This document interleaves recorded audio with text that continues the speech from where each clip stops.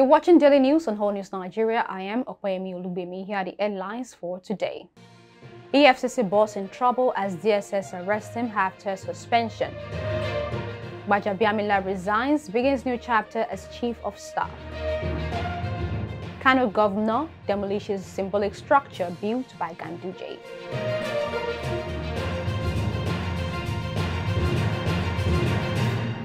Welcome back. Now the news.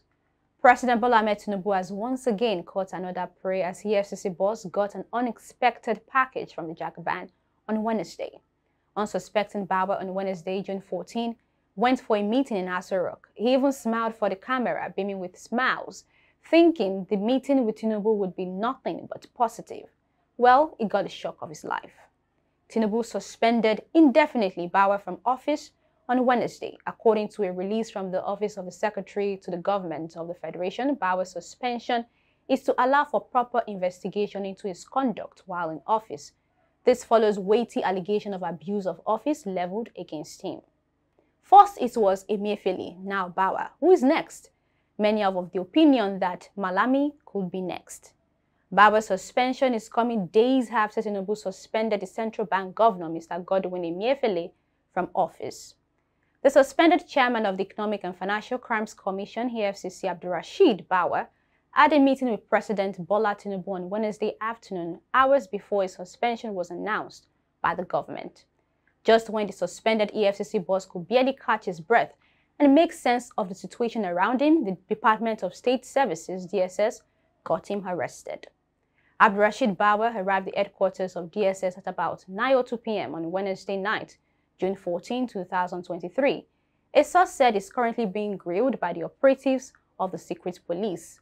Spokesman of the DSS, Peter Funaya, confirmed Bawa's presence in a statement.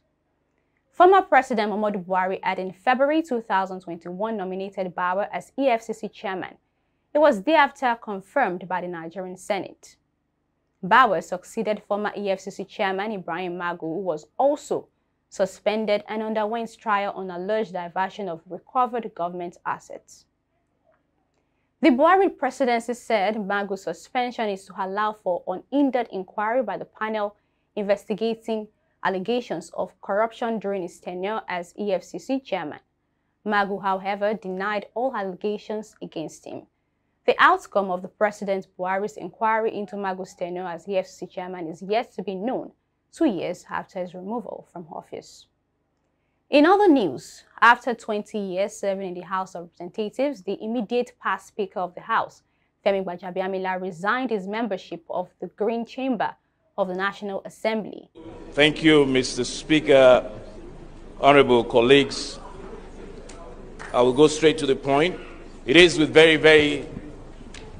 with mixed feelings that I want to, at this time, at this moment, at this hour, and at this minute, present to you and the Honorable House my letter of resignation from this House. If I may, Mr. Speaker, I have the letter here to present to you.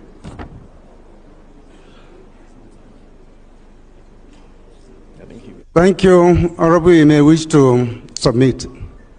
GBAJABIAMILA, who was sworn in as a member of the House of the 6th term on Tuesday, tendered his resignation letter to the new Speaker of the House, Tajuddin Abbas, at the plenary on Wednesday, June 14, 2023. In the letter, the one-time majority leader of the House said it was to enable him assume duty as the Chief of Staff to President Bola Tinubu.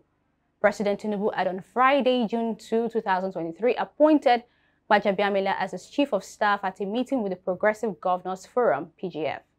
Elected into the House to represent Surulere 1 Federal Constituency of Lagos State since 2003, the veteran lawmaker had variously served as Minority Whip, Minority Leader, Majority Leader, and Speaker of the House. GBAJABIAMILA officially resumed work on Wednesday as the Chief of Staff to President Bola Ahmed Tinubu. Finally, on the news, there seems to be a silent war between the incumbent governor and the former governor of Kano State following massive demolitions of structures ongoing in the state since the handover of power. But we cannot be too quick to judge. In the early hours of Wednesday, June 14, 2023, newly elected Kano State Governor Abba Yusuf demolished the historic roundabout built by the former governor Ganduje at the state government house. It was gathered that the governor personally supervised demolition of the roundabout, which is a few meters away from the entrance of the government house. The historic multi-million naira roundabout was remodeled and renovated by the immediate past administration of Abdullahi Umar Ganduje to commemorate Kano's Golden Jubilee. The action of the government has, however, triggered widespread criticism. Meanwhile, the Kano state government has explained the reason behind the demolition of the roundabout. In a statement, the chief press secretary to the governor, Sanusi Tofa, said the roundabout was destroyed because it was substandard. And that's it on today's news. To keep up with Allnews Nigeria, kindly follow us on all social media platforms displayed on the screen. We'll be back with more news updates. Until then, stay tuned. I am Opeyemi Olubimi. Do have a lovely day.